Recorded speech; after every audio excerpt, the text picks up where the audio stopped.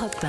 Le journal de 6h30 présenté par Nina Pavant. Bonjour Nina. Bonjour Lionel, bonjour à tous. Le père de famille avait déjà poignardé sa femme en 2019.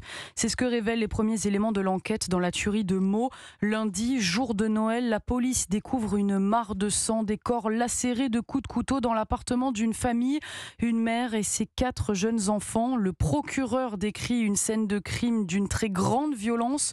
Le père, principal suspect, a été interpellé hier dans la matinée et son profil est très inquiétant, Inès Zegloul. C'est un solitaire, c'est un reclus, témoignent ses voisins. En garde à vue, le suspect parle au policier de son mal-être, de sa dépression.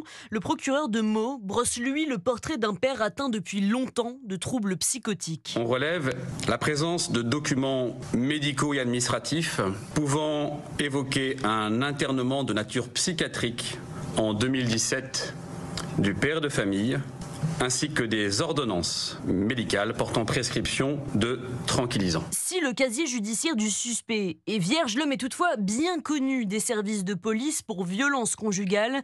En 2019, il poignarde dans le dos sa femme, elle est enceinte, le coup est parti tout seul, dit-il alors. Une femme qu'il dit aimer, qu'il connaît depuis le lycée et qui ne porte pas plainte à l'époque, mais informe en revanche les autorités que son compagnon ne prend plus le traitement médical qu'on lui avait prescrit. Une enquête est alors ouverte mais classée sans suite pour état mental déficient selon la formule consacrée.